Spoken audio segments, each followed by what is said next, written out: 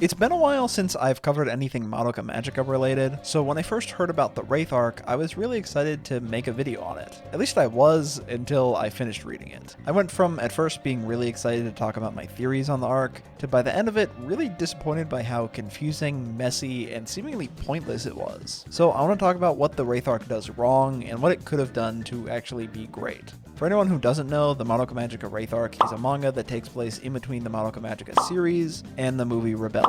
So I should probably let you know, if it wasn't obvious already, I'll be talking about major spoilers for both the series and movie, because I kind of have to in order to talk about the Wraith arc itself. If you've never seen Madoka Magica or Rebellion, I would highly encourage you to do so before watching this video, because I will pretty much ruin all the twists that happen in the show and movie. I'll also link my video on Madoka Magica, where the first half of that video is spoiler free, in the description if you want to check that out if you haven't seen the series. And I'll be trying to avoid spoilers for the Wraith arc itself as much as possible in this video, but towards the end of the video I'm going to talk about some pretty major spoilers for the arc itself. I'll warn you beforehand. It's just so I can talk about the main things that I didn't like about the manga. Okay, with all that out of the way, let's get into it. So going into the Wraith arc, I was pretty excited, hoping that it would bridge the gap between the series and movie, and hopefully answer some questions I've had for a while about Rebellion. But the manga doesn't really end up answering any questions, and is pretty much pointless because of the ending. I don't want to spoil the ending, but if you really don't care about spoilers, I'll be talking about the ending later on in the spoiler section.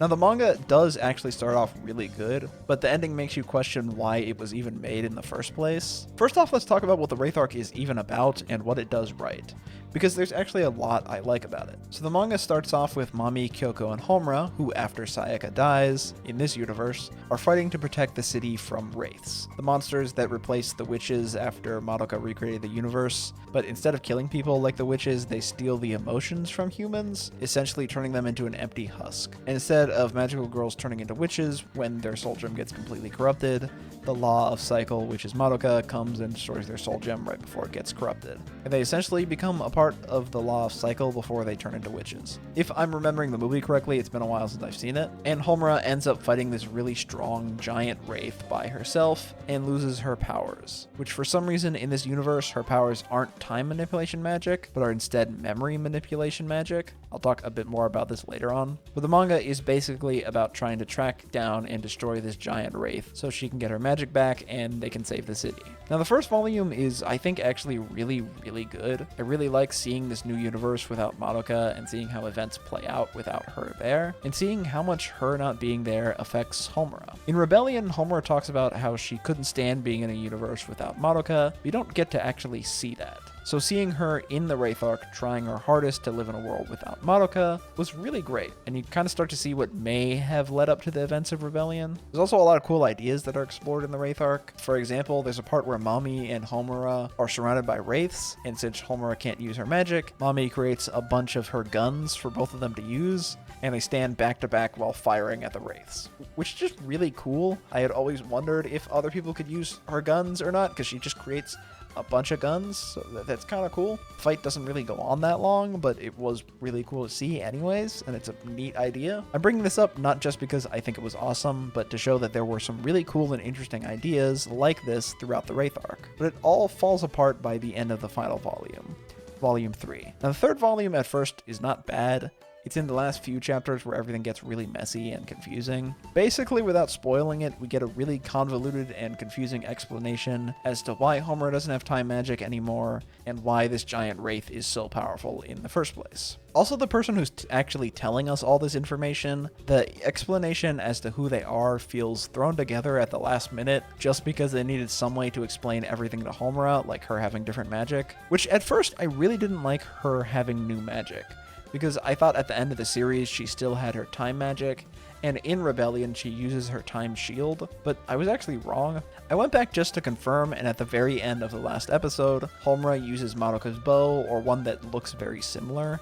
She never says she has new abilities or anything, she just uses the bow to kill one wraith. Also in Rebellion, there's a scene that shows the outside of the labyrinth, and Homura is holding the bow. So the reason she has her shield in Rebellion is because she made herself forget everything that happened in the outside world. So in the labyrinth, she isn't even aware that she got new magic and still thinks she has the time magic. So in this manga, her having new magic to manipulate memories, I think is fine and is actually really clever. Because like I said a second ago, in Rebellion, Homura was able to rewrite the memories of everyone everyone inside her labyrinth, including herself. This is probably because she is the ruler of the labyrinth, which grants her the power to do anything, but giving her memory manipulation magic in the Wraith arc, I feel is a clever way to tie into her abilities in Rebellion. The only problem with this new magic is that Homura never really gets to use it, like, at all. She uses it one time to get out of a conversation with Mami, where she was asking Homura to not go after the giant Wraith on her own, which she ignores and loses her magic. The Wraiths, after stealing her magic, do use it against them, which is a pretty big plot point, so it's not as if it's completely useless, but I wish it was used more. Also, the explanation as to why she has the new magic makes no sense, and I feel was a pretty big missed opportunity, which I will get into when I talk about spoilers. Okay, I know that was a huge tangent into things I didn't like about the third volume, so let's bring it back to another thing I really liked about the manga. I really liked that you get to see a lot more of Mami and Kyoko, especially Kyoko, because she was always my least favorite character in the series. I never hated her at all, but compared to everyone else, I liked her the least. So getting to see more of her here and seeing the repercussions of Sayaka's death and how much that affected her was great. And if not for the ending of the Wraith arc, it would have made that scene where they reunite at the end of Rebellion that much better. Also, seeing Mami and Kyoko interact is pretty cool because that never really happens except a little bit in Rebellion. In this universe, Mami is kind of like a mentor to both Kyoko and Sayaka since Madoka isn't around. This manga made me like Kyoko a lot more because she's in it a decent amount. Mami, I think, is just cool and I really like her powers, so it was also great seeing her a lot more. Now, like I mentioned earlier, this manga has a lot of cool and interesting ideas. Not all of them work, mind you, but to talk about all of them, I'm gonna have to get into spoilers now. I know that this half wasn't very long, but a lot of the stuff I want to talk about is spoilers, so I'm sorry if you haven't read it, and if you don't care about spoilers, then I guess stick around. Before I get into it though, I will say this. Ultimately, I don't really think this manga is worth reading, especially if you wanted to see what happened between the series and Rebellion. You don't really get that at all. Unless you're a diehard Madoka Magica fan and want to see some kinda interesting ideas in the Madoka universe and some decent fights, I wouldn't read it. I really like parts of the manga, but the ending kinda ruined it, and it ultimately didn't really do what it set out to do with bridging the gap between the series and movie. Now that's just my opinion. You might really like the manga and come back to the video to tell me how wrong I am, which I'm sure people are already typing those comments as I speak, or I've probably typed them way earlier. But I'm going to get into spoilers now and explain the specifics of why I feel this way. So if you already read the manga or just don't even care about spoilers at all, let me tell you exactly why I didn't like the Wraith arc and what I think it could have done better. So let's start off with the big plot point I mentioned earlier, with how the Wraiths use Homura's magic after stealing it. Basically, there are these Wraith magical girl mimics, or as I believe the manga calls them, mutant Wraiths, that show up. These are clones of the characters that were created after the Wraith stole both Homura's magic and some of her memories that the magic was associated with. So using Homura's memories of everyone along with her memory manipulation magic, the Wraiths are able to trick them into thinking they are the real versions. So Sayaka appears before Kyoko after she watched her die, so Kyoko immediately knows something is wrong and gets pretty pissed off about it, which is how they first find out about the mutant Wraiths. And the reason I explained all that is because I want to talk about the mutant Wraith of Madoka that appears before Homura. She kinda ends up becoming her friend because the Wraiths don't want the giant Wraith destroying the world because they exist to maintain balance between negative energy and need humans around, which doesn't really make the most sense, but that doesn't really matter right now. The point is, this is when you really start to see how much Madoka not being around has affected Homura. And Homura even starts to question if Madoka existed in the first place, or if she was just a fantasy she created, because she's the only one who can see this Wraith as Madoka. Everyone else doesn't remember her, so they just see her as a Wraith and nothing more. So Homura doesn't have any proof Madoka was real, and this makes her despair, and she hands herself over to the Madoka Wraith for her to feed off of her emotions. Skipping a bunch of stuff in the middle, but just kind of going over the gist of it so you understand the problems I have with it. But I think her questioning Madoka's existence is a really interesting idea to explore, especially because in Rebellion, Homura says she thought she was going crazy and she thought that she just dreamed up Madoka. And I think this is probably the best attempt at setting up what may have happened in between the series and movie. But at the end of the manga, when Homura eventually gets her magic back, it turns out that the Wraiths also stole her strong feelings from Madoka, which is why she was questioning if she existed. And Homura even says she can't believe she forgot something so important, which is weird just because in Rebellion she specifically says that she thought Madoka wasn't real, but in this she gets her emotions back, which, I don't know, it's confusing. And I think this actually could have led into Rebellion, like Homura regaining her strong feelings for Madoka makes her realize she can't live without Madoka and needs to see her, which maybe pushes her over the edge. It's just an idea that I think possibly could have worked. but the actual ending is so messy and confusing. Okay, so strap in if you haven't read the manga and are here because you don't care about spoilers. I'm gonna do my best to explain the ending of the Wraith arc and how absurd it is. So basically, it turns out that after the giant Wraith stole Homura's magic, it went out of control and became a different being entirely. Now, what did this giant Wraith turn into? Well, it became a witch. Now, why did it turn into something that shouldn't be possible to exist? Was it A, it used Homura's memories of witches to turn itself into some kind of imitation witch? Was it B, Kyubey was up to no good again, and because of his plotting, somehow created a witch in hopes of recreating that more efficient energy source that Homura talked about at the end of the series? Was it C, something happened to Madoka and for some reason this time she failed to stop someone from turning into a witch? Or was it D, Homura's shield that could freeze time had a dimension inside of it that opened up, sucking Homura inside, and revealing that a witch was sealed inside of it along with Madoka for some reason, which made Homura scared to destroy her shield because she thought while it would destroy the witch, it would also destroy Madoka, who's sealed inside as well for some reason. So she used her memory manipulation magic to just forget about the shield and leave it lying around for a Wraith to absorb, which accidentally turned it into a witch because there was a witch sealed inside of it. Well, if you guessed D, wouldn't you know it, you're correct. Now, if that doesn't really make any sense at all, you'd be right, because it doesn't make any sense at all. Oh, and I should add that the person who is explaining all this to Homura, the one that I mentioned earlier that I said was kind of confusing, well, she's the embodiment of the magic that was stolen from Homura, and she has this conversation inside of her soul gem. It's not exactly explained how, but it's not necessarily out of the realm of possibility, especially with them being in Homura's soul gem in Rebellion. It's not nearly as far-fetched as another dimension existing inside of Homura's shield. This whole explanation feels like it's trying to emulate the series. Madoka Magica is kind of confusing sometimes, that's just how the series is. But it at least had explanations that made sense for the most part and could be rationalized in the context of the Madoka universe. But the Wraith arc has this whole confusing and needlessly complicated explanation that relies on stuff that kind of comes out of nowhere. So Homura has a dimension inside her shield for some reason, and not only that, a witch and Madoka are sealed inside of it?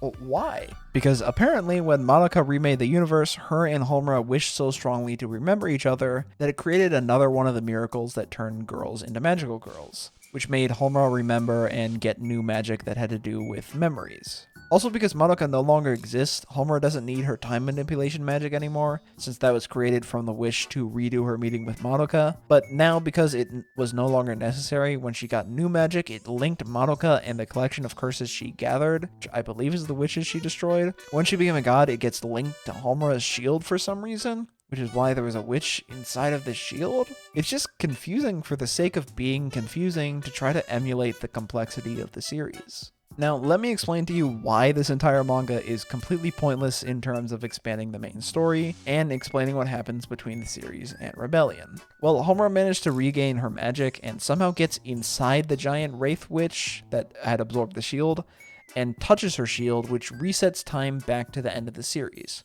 which also shatters her shield and Homura loses all memories of what happened. So we never get an explanation as to what happened in between the series and Rebellion. This manga basically takes you on this completely pointless side quest that technically never even happened.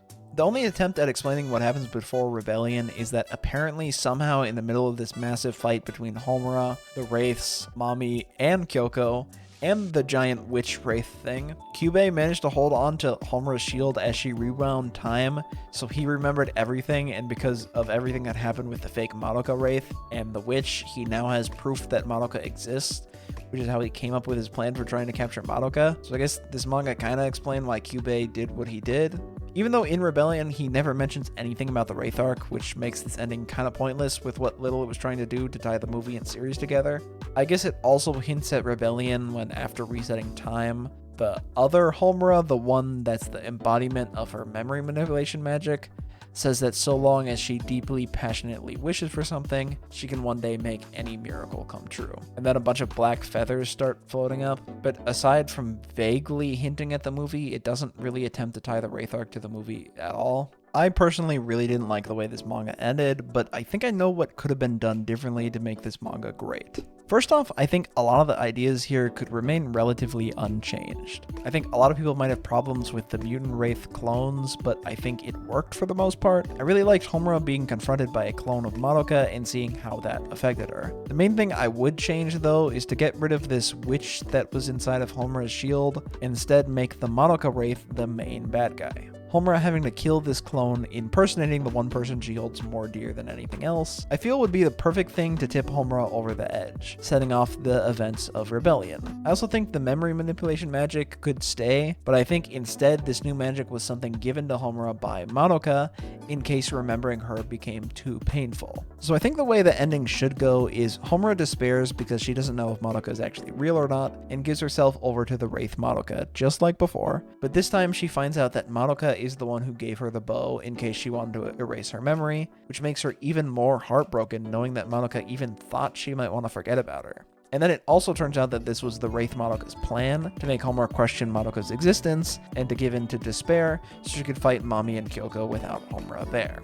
So the Madoka Wraith starts fighting Mami and Kyoko while they're trying to save Homura, only for Homura to come to the conclusion that she needs to see the real Madoka. This fake is not enough for her, she needs the real Madoka. Even though Madoka gave Homura the option to erase her memories of her, Homura realizes that she just doesn't care and needs her no matter what, and needs to confirm if she actually did want Homura to erase her memories. Breaking out of the Wraith's clutches only to kill the Madoka Wraith. You see her soul gem almost completely become corrupt before Kyubey pulls up that barrier thing from Rebellion that keeps Homura from fully becoming a witch, and she drags everyone she knows into her labyrinth. And then the manga ends with Madoka getting ready to head down to save Homura along with Sayaka and Bebe. In my opinion, I think that would be a better and more interesting ending that actually attempts to explain what went down between the series and Rebellion, instead of just resetting time and basically explaining nothing. I know it's not perfect, and I'm sure there's some plot holes in there with some things I forgot about, but I feel like it would at least answer some questions. I think that's my biggest problem with the Wraith arc. It would be one thing if it just was not good, but still explain what happened leading up to Rebellion, but it doesn't. It just resets time and calls it a day, making it feel more like a fan fiction than an official manga. But with all that being said, I honestly don't blame the author at all. At the end of the last volume, the author says, "Thank you for letting me write what may have happened in between Madoka Magica and Rebellion." This statement to me makes me feel like it was purposely written this way, where nothing that happens in this manga really matters, because they didn't want to mess with the canon story. Which makes sense to me. Madoka Magica is a pretty big property that has a lot of really diehard fans, and if the author wrote it in a way where it does directly tie into Rebellion, but does it in a way that the fans don't like, I could see how they might be worried about negative backlash, so instead they went with a safer ending that just puts everything back to the beginning, which ended up being the manga's biggest flaw. It's all just speculation though, and I could be completely wrong. I think it could have been better, but I can also understand where the author might have been coming from. So I guess to answer the question that I put in the thumbnail of this video, why does this manga exist? I personally don't think it's solely a cash grab. Yes, I think that's part of it, but I also think the author wanted to tell an interesting story in the Madoka Magica universe. And I think they succeeded in that. Yeah, it kind of turned out to be a confusing mess, but it also explored a lot of really interesting ideas, and at least attempted to expand the universe. I personally was not a fan of the Wraith arc, but I really liked the interesting ideas explored in the manga. And I'd also like to hear what you think in the comments. Is my take bad? Is there something I might have missed that makes this manga amazing? Or is it just not great? Let me know either way. Also, let me know if you want to see me cover any other Madoka stuff, like the spin-off show, for example. I'll definitely be covering the new movie when that releases this year, or it might be next year, I don't remember. But if there's anything else I should check out, let me know. Anyways, thank you so much for watching, and thanks for listening to me ramble about the Dark Magical Girl show for the third time. If you haven't seen my other Madoka Magica videos, you can check out this playlist that's on the screen somewhere right now, probably over there. And I'll see you all next time in my next video.